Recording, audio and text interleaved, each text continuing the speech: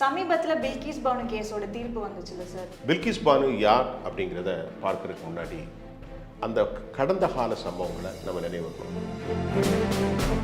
கோத்ரா ரயில் எரிப்பில் அப்பாவி பக்தர்கள், ராம பக்தர்கள் 52 பேரை ட்ரெயின் உள்ளே இருந்தே எரித்து விட்டார்கள் சிலர். அந்த கான்ஸ்பிரசியை ராம பக்தர்களை எரித்ததன் காரணமாக ஏற்பட்ட மாபெரும் கலவரம். இந்த கலவரத்தில் நடந்து கொண்டிருக்கும் போது பில்கிஸ் பானு கிராமத்தில் வாழ்ந்து கொண்டிருக்கக்கூடிய பெண்ணு வீட்டில் சமைச்சிக்கிட்டு இருக்கிற போது ஒரு கும்பல் அவங்கள அத்துமீறி அவர் குடும்பத்தை சேர்ந்த 14 பேர் ஸ்பாட்டில் படுகொலை செய்யப்படுறாங்க. நிறைமாத கர்ப்பிணி இல்லை, 5 மாத கர்ப்பிணியாக இருந்த பில்கிஸ் பானுவை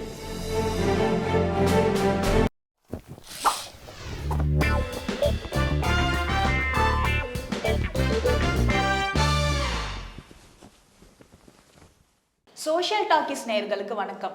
இன்னைக்கு நம்ம கூட இணைஞ்சிருக்க ஆளுமை யாருன்னு பார்த்தீங்கன்னா சீனியர் ஜேர்னலிஸ்ட் மற்றும் எழுத்தாளரான சுஃபியான் அவர்கள் தான். வணக்கம். வணக்கம், நான் நல்லா இருக்கேன், சொல்லுங்கள். சமீபத்தில் பில்கிஸ் பானு கேஸோட தீர்ப்பு வந்துச்சுல்ல சார். பில்கிஸ் பானு கேஸ் இந்தியாவில் ரொம்ப ஒரு பரபரப்பான ஒரு கேஸாக இப்போ போயிட்டுருக்கு. ஒரு 2-3 தினங்களுக்கு முன்னாடி அந்த கேஸினுடைய வேர்டிக் ரொம்ப முக்கியமாக வெளியானச்சு. பில்கிஸ் பானு யார் அப்படிங்கிறத பார்க்கறதுக்கு முன்னாடி அந்த கடந்த கால சம்பவங்களை நம்ம நினைவுறோம். 2002ஆம் ஆண்டு குஜராத்தில் நடைபெற்ற இனக்கலவரம். அதை இனக்கலவரம் என்றால் ஹிந்து முஸ்லீம் கலவரம். இந்த கலவரத்தில் கோத்ரா ரயில் எரிப்பில் அப்பாவி பக்தர்கள், ராம பக்தர்கள் 52 பேரை ட்ரெயின் உள்ளே இருந்தே எரித்து விட்டார்கள் சிலர். அது யார் என்று இதுவரைக்கும் நிரூபிக்கப்படவில்லை. சிலர் கைது செய்யப்பட்டு 11 வருஷம் சிறையிலிருந்து நிரூபிக்கப்படாமல், ஆதாரங்கள் இல்லாமல் அவர்கள் வெளியே வந்தார்கள். அந்த கான்ஸ்பிரசியை ராம பக்தர்களை எரித்ததன் காரணமாக ஏற்பட்ட மாபெரும் கலவரம். 3000த்திற்கும் மேற்பட்ட பொதுமக்கள் படுகொலை செய்யப்பட்டார்கள். இந்த 3000த்திற்கும் மேற்பட்ட படுகொலையில் ஏராளமான அப்பாவி முஸ்லிம்கள் கொல்லப்பட்டார்கள். இதுதான் 2002ஆம் ஆண்டு. இந்த கலவரத்தில் தொடர்ச்சியாக 3 நாட்கள், 2002 பிப்ரவரி 28, அதுக்கப்புறம் அப்படி தொடர்ந்து 3 நாட்கள் அது நடந்தது. இந்த கலவரத்தில் நடந்து கொண்டிருக்கும் பொழுது பில்கிஸ் பானு அந்த பெண்ணு ஒரு குடும்பத்தில், கிராமத்தில் வாழ்ந்து கொண்டிருக்கக்கூடிய பெண்ணு. அவங்களுக்கு அரசியலும் தெரியாது, இது மாதிரி கலவரம் என்ன நடக்குன்னே தெரியாது. வீட்டில் சமைச்சிக்கிட்டு இருக்கிற போது ஒரு கும்பல் அவங்கள அத்துமீறி விரட்டப்படுகின்ற நேரத்தில் சொந்தக்காரர்களோடு தப்பி ஓடுகிறார்கள், கையில் இருக்கக்கூடிய 3 வயது குழந்தையோடு. அப்போது அந்த கும்பல் அவளை பிடித்து அவர் குடும்பத்தை சேர்ந்த 14 பேர் ஸ்பாட்டில் படுகொலை செய்யப்படுறாங்க. நிறைமாத கர்ப்பிணி இல்லை, 5 மாத கர்ப்பிணியாக இருந்த பில்கிஸ் பானுவை என்னை காப்பாற்றுங்கள், நான் உங்கள் ஊரை சேர்ந்தவன் தான், ஆனால் அவங்கள யார் இந்த வன்புணர்வுக்கு ஆள்படுத்துகிறாங்களோ அவங்க அந்த பில்கிஸ் பானு வாழக்கூடிய அந்த கிராமத்தில் இருக்கக்கூடியவங்க தான். அவங்க அண்ணா என்னை விட்டுருங்கன்னு சொன்ன பிறகும் இரக்கம் இல்லாமல் அவளை வன்புணர்வுக்கு உள்ளாக்கி அவள் கையில் இருந்த குழந்தைய வாங்கி கீழே அடித்து கொல்லப்பட்டு படுகொலை செய்யப்பட்டு எல்லாரும் இறந்து விட்டார்கள். பில்கிஸ் பானு இறந்து விட்டாள் என்று இந்த கும்பல் அங்கிருந்து தப்பி சென்றது. ஆனால் பில்கிஸ் பானு நல்ல வேளையாக இறக்கவில்லை, அவர் உயிர் பிழைத்து அதற்கு பின்பு காவல்துறையினுடைய இந்த வழக்கு தான் இப்போது அவர்களின் மீது ஆயுள் தண்டனை குற்றவாளியாக 11 பேர் கைது செய்யப்பட்டு சிறையில் இருக்கிறார்கள். அந்த சிறையிலிருந்து அவர்கள் அனைவரும் இப்பொழுது விடுவிக்கப்பட்டிருக்கிறார்கள். அதுதான் முக்கியமாக ஒரு கவனம். ஆக இவ்வளவு பெரிய படுகொலையை 14 பேர் படுகொலை செய்யப்பட்டார்கள். பில்கிஸ் பானு என்ற பெண் வன்புணர்வுக்கு ஆளாக்கப்பட்டு அவள் கையில் இருந்த 3 மாத குழந்தை கையிலிருந்து பிடித்து இழுக்கப்பட்டு தாய் கண்முன்னே அடித்து கீழே கொல்லப்பட்டு சாகடிக்கப்பட்டது. இந்த கொலையினுடைய வழக்கில் சிறை தண்டனை அனுபவித்த 11 பேரை குஜராத் அரசும் உள்துறையும் கொடுத்த உத்தரவின் பேரில் அவர்கள் கருணையின் அடிப்படையில் விடுதலை செய்யப்பட்டிருக்கிறார்கள். இந்த விடுதலை எதிர்த்து மறுபடியும் சட்ட போராட்டத்தில் பில்கிஸ் பானு ஈடுபட்டால் அதற்காக உச்சநீதிமன்றம் வழங்கிய தீர்ப்பில் 11 பேரை குஜராத் அரசு எந்த ஒரு நியாயமான காரணமும் இல்லாமல் விடுதலை செய்து மகா தவறு. ஆகவே அவர்கள் 2 வாரத்திற்குள் சரண்டர் ஆகி மீண்டும் அவர்களை சிறையில் அடைக்க வேண்டும் என்று இப்பொழுது வந்திருக்கிற இதுதான் பில்கிஸ் பானுடைய வழக்கு. யார் இந்த பில்கிஸ் பானு, என்ன நடந்தது என்பதை இந்த சின்ன விஷயத்தில் நீங்கள் தெரிஞ்சுக்கலாம். கலவரம் என்பது மதங்களுக்கு சம்மந்தம் அல்ல. எந்த மதமாக இருந்தாலும் சரி கலவரத்தை போதிப்பதில்லை. ஹிந்து தர்மம் கலவரத்தை போதிப்பாது. இஸ்லாம் அமைதி மார்க்கம் என்று சொல்கின்றார்கள், அங்கேயும் கலவரம் இல்லை. ஆனால் இந்த மதங்களிலே இருக்கவர்கள் அரசியல் சாயலில் சில நோக்கத்திற்காக இது போன்ற கும்பல்கள் பயங்கரவாதத்தை உலகம் முழுவதும் நடத்தி கொண்டிருக்கிறார்கள். இது மனித சமூகத்திற்கு இழைக்கப்பட்ட ஒரு பெரும் அநீதியாக நாம் பார்க்க முடியும். பில்கிஸ் பானு ஹிந்து பெண்ணா, தலித் பெண்ணா, இஸ்லாமிய பெண்ணா, தமிழ் பெண்ணா, அதெல்லாம் கேள்வி இல்லை. அவள் ஒரு ஆத்மா. நீங்கள் அனைவரும் கடவுளை நம்புகின்றீர்கள் என்றால், கடவுளை எனக்கு நம்பிக்கை இருக்கலாம், எனக்கு நம்பிக்கை இல்லாமல் இருக்கலாம். ஒரு உயிரை படுகொலை செய்வதற்கு உங்களுக்கு உரிமை கொடுத்தது யார்? அது எந்த கடவுளாக இருந்தாலும் எந்த மதமாக இருந்தாலும் சரி. பில்கிஸ் பானு இந்திய சமூகத்தை சார்ந்தவர். அவள் இங்கிருந்தவள் தான். அவருடைய வாழ்க்கை நெறியாக இஸ்லாத்தை ஏற்றிருக்கிறாள். இங்கு இருக்கக்கூடிய அவளை வன்புணர்வுக்கு ஆளாக்கினார்களே அந்த 11 பேர், அவர்களும் சமமான பில்கிஸ் பானுடைய சகோதரர்கள் தான். அவர்கள் இந்த மதத்தில் இருக்கிறார்கள். என்னை விட்டுவிடுங்கள் அண்ணா என்று தெரிந்த முகத்தில் கொஞ்சிய போதும் கூட அந்த காமுகர்கள் அவளை கற்பழித்து அந்த பிள்ளையை சாகடித்திருக்கிறார்களே 14 பேர். இதை விட அரக்கத்தனமான மத வெறுப்பின் கோர தாண்டவம் எதுவாக இருக்கும்? 1000 பிரச்சனைகள் இருக்கலாம், பேசி தீர்க்கலாம். ஒரு மனுஷி அவள் ஒரு ஆத்மா. அதை கொல்வதற்கு, அவனை வன்புணர்வு செய்வதற்கு, அவர்கள் சகல குடும்பத்தினரை நன்மை செய்வதற்கு என்ன காரணம்? இந்த கலவரத்தில் அப்பாவி முஸ்லிம்கள் படுகொலை செய்யப்பட்டார்கள், அப்பாவி இந்துக்களும் படுகொலை செய்யப்பட்டார்கள். அதற்கு காரணமாக கோத்ரா சம்பவத்தில் 52 ராம பக்தர்கள் படுகொலை செய்யப்பட்டு உயிரோடு எரிக்கப்பட்டதின் தொடர்ச்சியாக நடந்த இந்த கலவரம் என்று சொல்லப்படுகிறது. உலகம் முழுவதும் இந்த கலவரம் ஒரு கருப்பலை ஏற்படுத்தியது. இந்தியாவினுடைய வரலாற்றில் இது ஒரு கருப்பு புள்ளி, இன்றும் தொடரத்தான் செய்கின்றது. இதுதான் இந்த விவகாரம். இதில் இந்து, முஸ்லீம், பல்கிஸ் பானு, தமிழ் பெண்ணு இந்த கேள்வி அல்ல. ஒரு பெண்ணை ஒரு காமுகர்கள் படுகொலை செய்ய முயற்சித்திருக்கிறார்கள், அவருடைய கற்பை பறித்திருக்கிறார்கள், அவருடைய குடும்பத்தில் 14 பேர் படுகொலை செய்யப்பட்டிருக்கிறார்கள். வல்லாதிக்க நிலையில் அவன் கையில் இருந்த பிள்ளையை கையில் பிடித்து கீழே எடுத்திருக்கல. இதுதான் சம்பவம். இங்கே மற்றபடி நம்ம எதுவும் பார்க்க வேண்டியதில்லை. இது ஒரு கும்பல் நடத்திய படுகொலை. இந்த தீர்ப்புக்கு அங்கங்க நிறைய எதிர்ப்பு வந்துட்டு இருக்குல்ல சார். இப்போ 2024க்கான நாடாளுமன்ற தேர்தல் வரப்போகுது. இதுல அதுக்கு ஏதாவது ஒரு பாதிப்பு ஏற்படுமா? இப்போ இந்தியாவில் 2 விதமான அரசியல் இருக்கின்றது. பாரதிய ஜனதா தலைமையிலே ஒரு கட்சி வலுவான நிலையில் இன்றைக்கு இருந்து கொண்டிருக்கிறது. அவர்களை எதிர்க்கும் முகமாக காங்கிரஸ் மற்றும் அதனுடைய கூட சேர்ந்த 27 கட்சிகள் ஒரு அணியாக இருக்கிறார்கள். இதில் எதிர்க்கட்சிகள் எந்த அளவிற்கு குஜராத்தில் இதை பரப்புரையாக எடுத்துச் செல்லப் போகிறார்கள் என்ற கேள்வி ஒன்று. இரண்டாவது, குஜராத்தில் 156 இடங்களை வைத்திருக்கக்கூடிய பாரதிய ஜனதா மிக வலுவான நிலையில் இருக்கிறது. குஜராத்தில் அவர்கள் வலுவான நிலை இருக்கிறனாலும் அது ஹிந்துத்துவாவின் தலையான மார்க்கமாக ஒரு மாநிலமாக இருப்பதாலும் அங்கே இது ஒரு பெரிய டிராஸ்டிக் எஃபெக்டை ஏற்படுத்திடும் அப்படின்னு நான் நம்பலை. ஏனென்று சொன்னால் இப்பொழுது இருக்கக்கூடிய காற்றலைகள் பாஜகவுக்கு வாய்ப்பாக இருப்பதால் இதை அவர்கள் பாஜகவின் மீது திசை திருப்பதற்கு எந்த அளவிற்கு இதை பிரபகண்டா செய்கிறார்கள், அதற்கு எப்படியான வெற்றி அவர்கள் பெறப்போகிறார்கள் என்று சொல்ல முடியாது. ஆனாலும் ஆங்காங்கே பேசத்தான் செய்வார்கள். இந்தியாவில் இருக்கக்கூடிய எதிர்க்கட்சிகள் இந்தியா முழுவதும் குஜராத் படுகொலை பற்றி பேசுவார்கள். இப்பொழுது அந்த அம்மையார் உச்சநீதிமன்றத்திற்கு அவருக்கு தீர்ப்பு கொடுத்திருக்க 2 வாரத்தில் அவர்களை விடுதலை செய்யப்பட வேண்டும், அவர்களை சரண்டர் செய்யப்பட வேண்டும் என்று கோர்ட் உத்தரவிட்டிருக்கிறது. இன்னும் 2 வாரத்தில் அவர்கள் சரண்டர் ஆன உடனே அவர்கள் மறுபடியும் ரெமிஷனுக்காக அல்லது தங்கள் விடுதலைக்காக மறுபடியும் அப்பீல் செய்வார்கள். ஆகவே இது ஒரு கேலிக்குத்தான விவகாரம். சரி, புரிகிறதா? 14 பேர், அது யாராக இருந்தாலும் சரி, அது அங்கே குஜராத் சம்பவத்தில் மட்டுமல்ல, இந்தியா முழுவதும் அப்படித்தான் இருக்கிறது. ஈஸியாக படுகொலை செய்தவர்களெல்லாம் வெளியே வருகிறார்கள். அமெரிக்காவில் அப்படி வந்துவிட முடியாது. ஒரு சின்ன குழந்தைய அடித்தாலே முடியும். 14 பேரை கொலை செய்து ஒரு பெண்ணை கற்பழிப்பு செஞ்சு அவருடைய பிள்ளையை இதை குடிச்சிட்டு 11 வருஷத்தில் நன்னடத்தை உள்ளவங்க, ரொம்ப நல்ல குடும்பத்தை சேர்ந்தவங்க, அவங்களை கொஞ்சம் வெளியே விடுங்க, சமூக அந்தஸ்து இருக்குன்னு வெளியே வருகிற போது அவருக்கு லட்டெல்லாம் கொடுத்து, இது என்ன ஒரு மனிதநேயங்கிறது தான் நம்முடைய கேள்வி, நம்முடைய பார்வை. 2024 ஆயிடுச்சு சார். ஆனாலும் ஆங்காங்கே வட மாநிலத்துல இந்த மாதிரியான பிரச்சனை, சண்டை, சச்சரவு நடந்துகிட்டே தான் இருக்கு. இதை பத்தின காரணமா நீங்க என்ன நினைக்கிறீங்க? இன்னும் இதுக்கான ஜட்ஜ்மெண்ட்லாம் கடுமையானா இதெல்லாம் தடுக்கலாமா?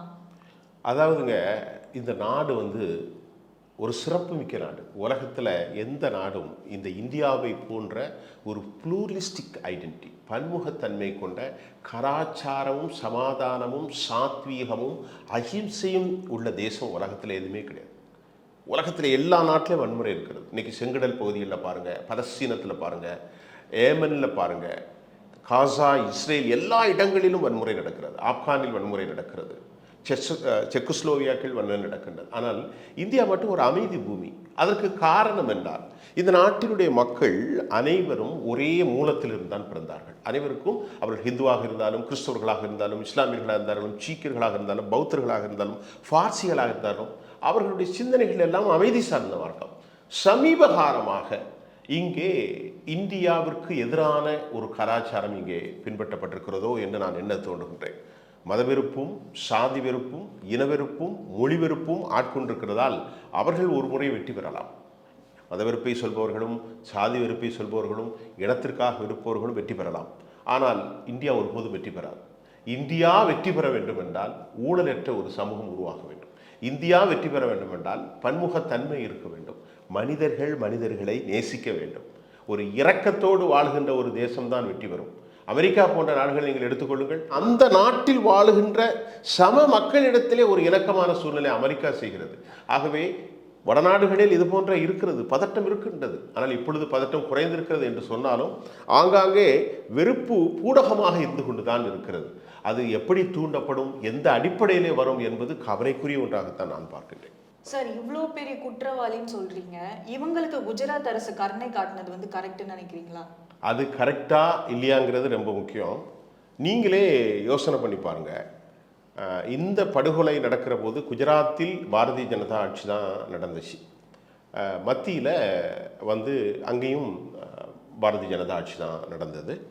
இப்படிப்பட்ட சூழல் அது 2002 2004 வரைக்கும் வாஜ்பாய் அவர்கள் ஆட்சியில் இருந்தார்கள். இப்போ நம்ம என்ன பார்க்குறோம் அப்படின்னு கேட்டால், குஜராத்தில் இவர்கள் இந்த படுகொலையாளர்கள் சிறையில் இருந்த 11 ஆண்டுகளில் 3.5 ஆண்டுகள் அவர்கள் பெயிலில் இருந்திருக்கிறாங்க. 1000 நாட்கள் அவர்கள் பெயிலில் இருந்தது. உலகத்தில் எந்த ஒரு வரலாற்றிலும் ஒரு குற்றவாளிகள் இத்தனை காலம் பெயிலில் அனுபவித்ததாக எங்குமே பார்க்க முடியல. நான் திருப்பி சொல்கிறேன், 11 வருஷத்தில் 3.5 ஆண்டுகள் அவர்கள் பெயிலில் வெளியே இருந்திருக்கிறாங்க, ஜாமீனில் வெளியே வந்திருக்கிறாங்க. அவர்களுக்கு அங்கே அரசியல் பின்புலங்கள் இருக்கலாமோ என்று நாங்கள் சந்தேகிக்க அதிகமான காலம் இருக்கிறது. 3.5 ஆண்டுகள் ஜாமீனில் இவ்வளவு பெரும் குற்றத்தை செய்தவர்கள், வன்புறவில் ஈடுபட்டவர்கள், படுகொலையில் ஈடுபட்டு நிரூபிக்கப்பட்டவர்கள், கைது செய்யப்பட்டவர்கள், சாட்சிகள் அந்த பெண்ணாலே நேரடியாக இவன் என்னை கற்பழித்தான், இவன் என்னை வன்புணர்வு செய்தான் என்று சம்பந்தப்பட்ட பில்கிஸ் பானுவாலுவே சாட்சி கொடுக்கப்பட்ட நிலையில் அவன் 3.5 ஆண்டுகள் இருந்திருக்கிறான் என்றால் உலகத்தில் இது போன்ற ஒரு சம்பவம் எங்கு நடக்காது. இதையெல்லாம் சீட்டா செட்டாவெட் மூலமாக அந்த அம்மையார் உயிருக்கு பயந்து உச்சநீதிமன்றத்தை அணுகி கொடுக்கப்பட்டதை உச்சநீதிமன்றம் மிக கவனமாக ஆய்வு செய்து இவ்வளவு பெரும் ஒரு படுபயங்கரமான நிலை நடந்திருக்கிறதே, இது எவ்வளவு உகாரமான உகாரம், உங்களுக்கு இது யார் தன்னிச்சையாக அட்டானமஸாக எடுக்கிறதுக்கு உங்களுக்கு என்ன உரிமை இருக்கிறது என்ற கேள்வியை கடும் கண்டனத்தோடு குஜராத் பாஜக அரசாங்கங்களுக்கு தெரிவித்தது.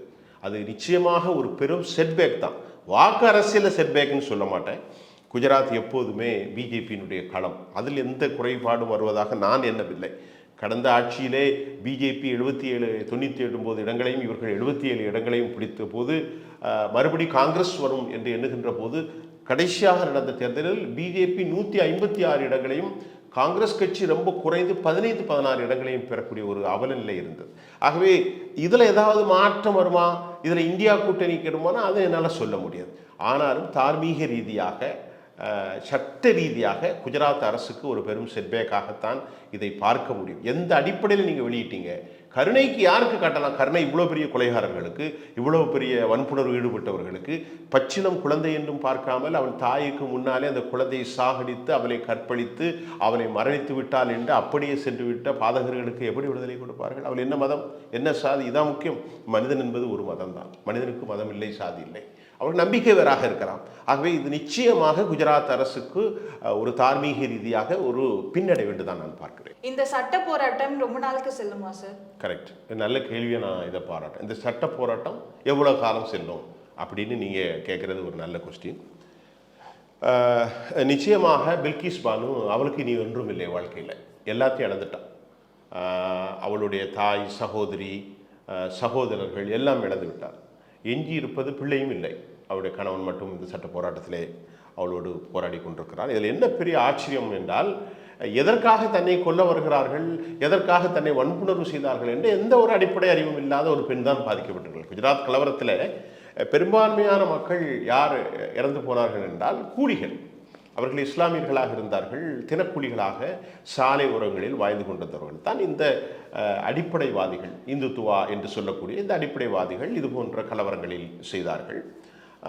இது திட்டமிட்டு நடத்தப்பட்ட ஒரு கலவரம் என்று கூட எதிர்க்கட்சிகளால் குற்றம் அவர்கள் மீது சுமத்தப்படும். இந்த காலகட்டத்தில் இந்த குற்றச்சாட்டில் அவள் பின்வாங்குவதற்காக இல்லை என்றாலும் கூட அவளுக்கு சமூக ஆர்வலர்கள் சீட்டா சிட்டாவட் போன்றவர்கள் பலரும் இந்த சட்ட போராட்டத்தை தொடரத்தான் செய்கிறார்கள். இந்த சட்ட போராட்டத்தில் எப்படிப்பட்ட முடிவுகள் வரும் என்றால், உச்சநீதிமன்றத்தினுடைய கண்டனம் மாநில அரசினுடைய நடவடிக்கைகளுக்கு எதிராக கடும் கோபத்தை ஏற்படுத்தியிருக்கிறது. அவர்கள் பதிவு செய்திருக்கக்கூடிய இந்த வாதம் கடும் போக்குவாதத்தை, கடுமையான சொல்லாடலை பிரதிபலிக்கின்றது. உண்மையிலே இது ஒரு மாடலாக இருந்தால் இந்தியா சிறப்பாக இருக்கும் என்று நான் நம்புகின்றேன். அந்த போராட்டத்தின் விளைவாக பில்கிஸ் பானு தோல்வி அடைவாளா, வெற்றி அடைவாளா, அரசியல் பின்புலம் என்ன? ஏன்னால் அவள் கடந்து வந்த பாதை ரொம்ப அதிகமானது, மிக கடினமான பாதை. மத்தியிலும் பாரதிய ஜனதாவுடைய ஆட்சி, கீழும் அவர்களுடைய பிஜேபியினுடைய ஆட்சி. குற்றவாளிகள் அவர்கள் எந்த கட்சியும் இருக்கல, அவர்கள் பிஜேபி என்று நான் சொல்ல முடியாது. அவர்கள் ஒரு அமைப்பு, அதாவது ஒரு வன்முறையாளர்கள், அப்படித்தான் நான் சொல்வேன். இந்த வன்முறைவாதத்தை அவர்கள் வென்றெடுக்க வேண்டும் என்றால் அவள் கடுமையான போராட்டத்தில் ஈடுபட்டு கொண்டுதான் இருக்க வேண்டும். அவளுக்கு மிரட்டல் இருக்கின்றது, அவளுடைய உயிருக்கு அச்சம் ஏற்படுகின்றது. ஆனால் அவள் அச்சப்படுவதாக நான் எண்ணவில்லை. ஏனென்று கேட்டால் அவளுக்கு இழப்பதற்கு இனி ஒன்றும் இல்லை. இழந்து விட்டால், உறவுகளை எல்லாம் இழந்த பின்பு இனி அவளுக்கு என்ன உறவுகள் இருக்கிறது? இந்த போராட்டத்தில் அவள் முன்னெடுக்கின்ற போராட்டத்தில் இதற்கு காலம்தான் பதிலே தெரியும். ஆனால் ஒன்று மட்டும் நான் தெளிவாக சொல்ல விரும்புகின்றேன். இந்தியா என்ற சாத்வீக அஹிம்சா தேசத்தில் எந்த மதவாதமும், எந்த ஜாதிவாதமும், எந்த மொழிவாதத்திற்கும் அடிப்படையில் கூறு இல்லை என்கின்ற செய்தியை இது போன்ற தீர்ப்புகள் இருக்கணும். இது இன்னைக்கு நடக்குது, நாளைக்கு பில்கிஸ் பானு இல்லாமல் தமிழ்நாட்டை சேர்ந்த சந்திரா என்பவருக்கோ அபிராமி என்பவருக்கோ நடக்கலாம், கர்நாடகாவுக்கு நடக்கலாம், வெஸ்ட் பெங்காலில் நடக்கலாம், டெல்லியிலே நடக்கலாம். டெல்லியிலே நிர்பயாவுடைய விவகாரம் எவ்வளவு பெரிதாக பேசப்பட்டது, அதை விட பன்மடங்கு பேசப்பட வேண்டிய விவகாரம் தான் இந்த குற்றச்சாட்டு. ஒரு பெண் நிர்பயா என்பவள் காரிலே கடத்தப்பட்டு, பஸ்ஸிலே அவள் கற்பழிக்கப்பட்டு படுகொலை செய்யப்பட்டது நாடு முழுவதும் எதிரொலித்தது. அதை விட பன்மடங்காக நான் இதை பார்க்கின்றேன்.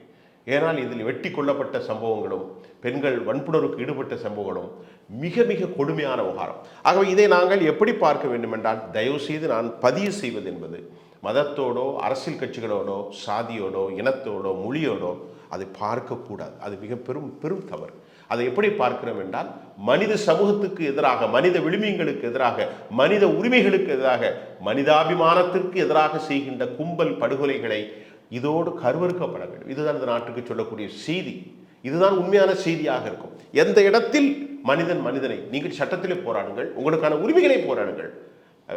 டெமோக்ரஸி இருக்கு, அதற்காக வன்முறையை மட்டும் கையெடுத்தால் தேசம் எப்படி அமைதியாக இருக்கும்?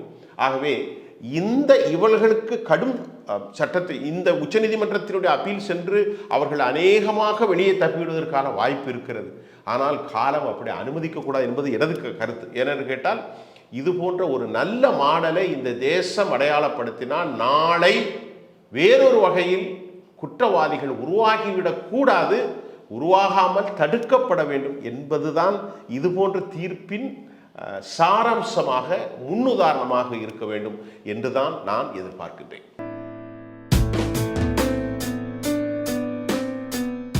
2024 நாடாளுமன்ற தேர்தல் வரப்போகுது சார், அதை பத்தின உங்க கருத்து என்ன? தேர்தல் ஓட்டத்தில் பாரதிய ஜனதா முதலிடத்தில் இருக்கிறது. இப்போ நீங்க பிஜேபியோட சப்போர்ட்டா மோடி இருக்காருன்னு சொல்றீங்களா சார்? இந்த எலெக்ஷனுக்கு அப்புறமாவும் மோடி தான் பிரைம் மினிஸ்டர் ஆவாருன்னு நினைக்கிறீங்களா? நான் மோடிக்கு ஆதரவாக பேசலை. இந்த ஓட்டத்தில் பிஜேபி முன்னிலையில் இருக்குன்னு தான் நான் பார்க்குறேன். எப்படி பார்க்குறேன்னு சொன்னா, இத்தனை ஆண்டு பிரதமர் வந்து ஆட்சி பண்ணியிருக்காருல்ல சார், பிரதமர் மோடி, அவரோட ஆட்சி நீங்க எப்படி பார்க்குறீங்க? அவருடைய ஆட்சி இன்னைக்கு ஒரு பெரிய ப்ரொக்ளமேஷன், ஒரு புரப்பகண்டா. பாரதிய ஜனதா தனது நலத்திட்டங்களை கொண்டு மக்கள்கிட்ட சேர்க்கிறாங்க. அவங்க ஜன்தன் யோஜனா, முத்ரா வங்கி,